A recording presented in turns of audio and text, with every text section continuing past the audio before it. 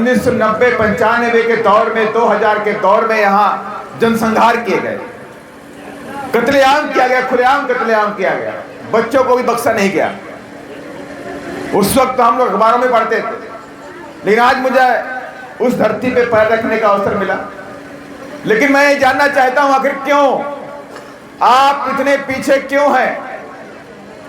आखिर आपने सोचा जिन लोगों ने जनसंहार किया उन लोगों को आज तक सरकार ने सजा नहीं दिला पाई, उनकी पैरवी तक नहीं करी गई, कोर्ट में उनके सामने वकील तक नहीं खड़े किए गए, वो बरी हो गए। और आप बुड़बक बने बैठे रहते हैं। बंद बिंद हो, चाहे मल्ला हो, चाहे सहानी हो, आए दिन उन पे अत्याचार होता रहता है, लेकिन आपकी आवाज सुनता कोई नहीं है।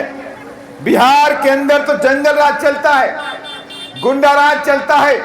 यहाँ कानून के द्वारा कानून का राज नहीं चलता है, यहाँ गुंडों का राज चलता है। और गुंडों का राज इसलिए भी चलता है कि यहाँ की जो बैठी सरकारें हैं, पटना के अंदर बैठी सरकारें, वो नहीं चाहते कि प्रदेश से गुंडा राज खत्म हो। बिहार के लेनिन बाबू जगदेव प्रसाद जी की, और वो वही धरती है जहां पर बाबू जगदेव प्रसाद जी की हत्या भी करी गई। आखिर क्यों? कभी आपने सोचा? ये वही धरती है जहां मुझे अच्छी तरह से याद है 1990-95 के दौर में, 2000 के दौर में यहाँ जनसंहार किए गए, कत्लेआम किया गया, खुलेआम कत्लेआम किया गया, बच्चों को भी बख्शा नहीं गया। उस वक्त तो हम लोग अखबारों में पढ़ते थे, लेकिन आज मुझे उस धरती पे पैर रखने का अवसर मिला। लेकिन मैं ये जानना चाहता हूं, आखिर क्यों आप इतने पीछे क्यों हैं? आखिर आपने सोचा जिन लोगों ने जनसंहार किया उन लोगों को आज तक सरकार ने सजा नहीं दिला पाई, उनकी पैरवी तक नहीं करी गई, कोर्ट में उनके सामने वकील तक नहीं खड़े किए गए, वो बरी हो गए। और आप बुड़बक बने बैठे रहते हैं और उनको वोट करते रहते हैं। बाबा साहब डॉक्टर अम्बेडकर ने हम सबको इस देश का शासक बनने के लिए बोला था। बाबा साहब का सपना था कि मेरे समाज के लोग, मेरे कौम के लोग, ये बहुजन समाज के लोग इस देश के शासक बने, इस देश के राजा बने। ये सपना बाबा साहब का था, और कोई सपना बाबा साहब का नहीं था। बाबा साहब के परिनिर्वाण होने के बाद भी लंबे अरसे तक इस देश में बहुजन समाज के लोग शासक नहीं बन पाए।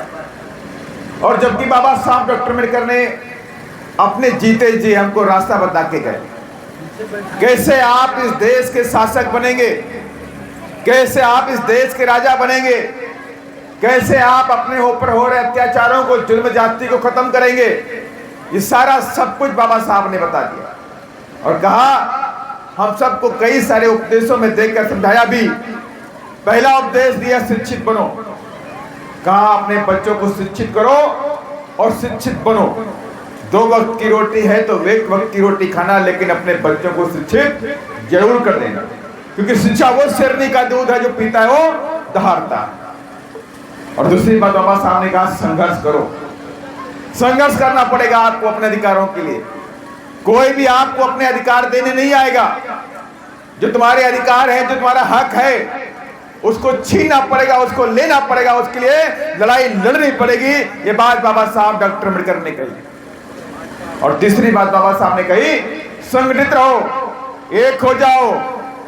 अगर मैं दावे के साथ में कहता हूं, बिहार के अंदर चमार, दुसाध, धोबी, धानुक, कहीं राजक, कुशवाहा, जितने भी लोग हैं, दबे कुचले, निषाद, बिंद, मल्ला, सारे लोग, लुनिया, चौहान, सारे लोग एक हो जाओ तो बिहार में आपका मुख्यमंत्री बनेगा, कोई और मुख्यमंत्री नहीं बनेगा।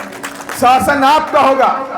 लेकिन दुर्भाग्य है, एक क्रांति की धरती बिहार के अंदर हमारे लोग बिकाऊ नेताओं पे भरोसा करते हैं, बिकाऊ नेताओं पे भरोसा करते हैं। हमारे भी कुणाल आर्या जी बता रहे थे आपको, बिहार के अंदर आए दिन दलित बच्चों के साथ, बच्चियों के साथ जुल्म और जाति होती है। जय भीम बोलने पे हत्या की जाती है।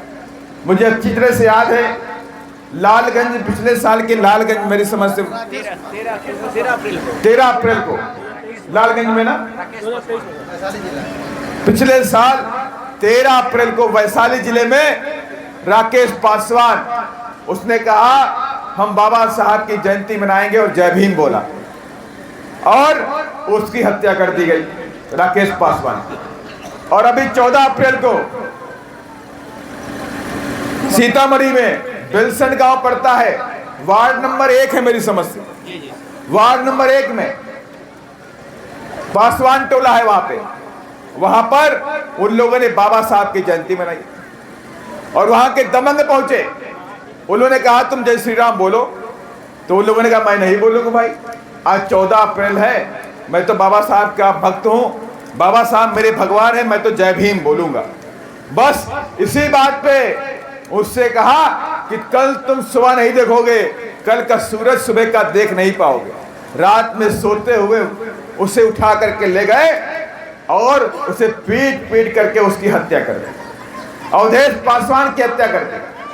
और अवधेश पासवान ने 14 अप्रैल का वहां पे एक बड़ा आयोजन अपने टोला में किया हुआ था, लेकिन ये हजम नहीं हुआ उनको कि ये अवधेश पासवान ने कैसे बाबा साहब की अलग को यहाँ जगह दिया। उनको हजम नहीं हुआ। उस अवधेश पासवान के 4 बच्चे, एक बेटी है उसका नाम है श्रुति, मेरी समझ से 4-5 साल की बच्ची है, एक बेटा है जिसकी उम्र महज 6 साल, एक उसके ऊपर बेटा है जिसकी उम्र महज 7-8 साल, एक और बेटा है उसकी उम्र मात्र 13 साल। अब आप बताइए उस गरीब परिवार को कौन देखेगा? उस गरीब परिवार के फादर को खत्म कर दिया गया। ये एक अवधेश पासवान नहीं है, बिहार के अंदर आए दिन, चाहे चमार हो, चाहे दुसाध हो, चाहे कोयरी हो, चाहे बंग बिंद हो, चाहे मल्ला हो, चाहे सहानी हो, आए दिन उन पे अत्याचार होता रहता है, लेकिन आपकी आवाज सुनता कोई नहीं है। बिहार के अंदर तो जंगल राज चलता है, गुंडा राज चलता है।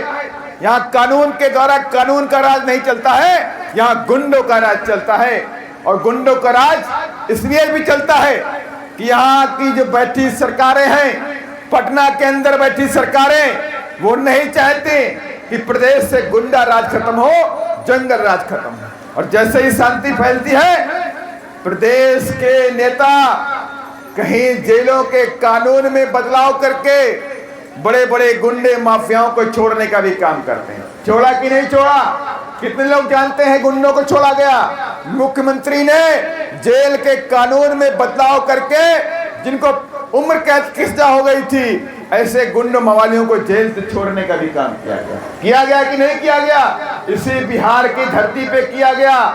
अगर गुंडे मवालियों को राजनीतिक संरक्षण प्राप्त होगा तो आप बताइए कि बिहार से गुंडागर्दी कैसे खत्म होगी, जंगल राज कैसे खत्म होगा? नहीं खत्म हो सकता। इसलिए मैं आप सबसे कहना चाहता हूं, बीएसपी जिस दिन आज नहीं तो कल बिहार में आएगी, और जिस दिन बिहार में आएगी, गुंडे मवाली बलात्कारी भूमाफिया जंगल माफिया इनको उठा करके जेल की सलाखों के पीछे फिर से डालने का काम करेंगे।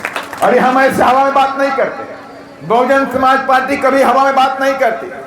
बीएसपी की एक कार्यशैली है और हमने करके दिखाया है।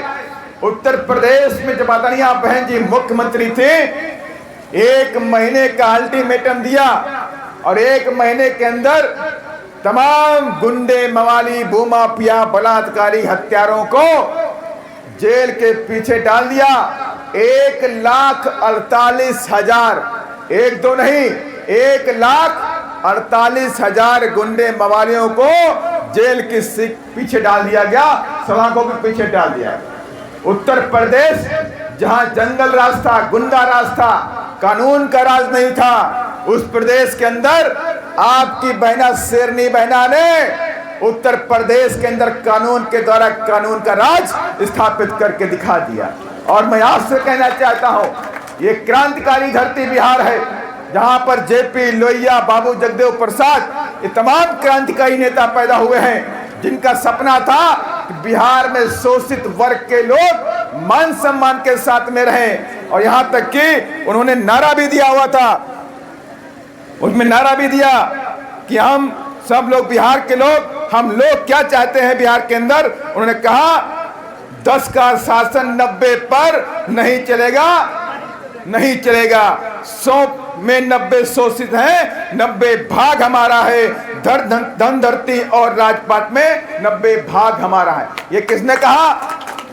जगदेव बाबू ने कहा। और हम क्या कहते हैं? हम भी कहते हैं कि वोट हमारा, राज तुम्हारा, वोट हमारा, राज तुम्हारा।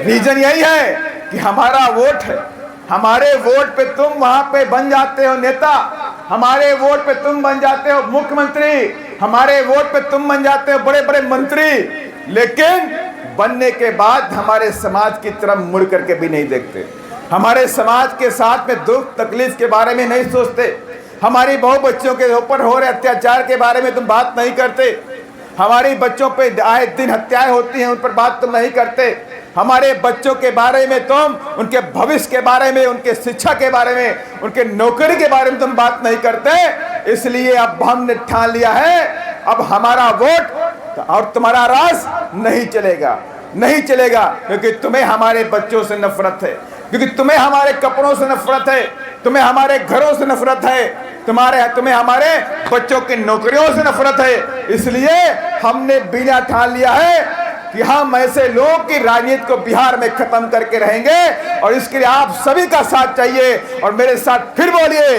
कि वोट हमारा, राज तुम्हारा।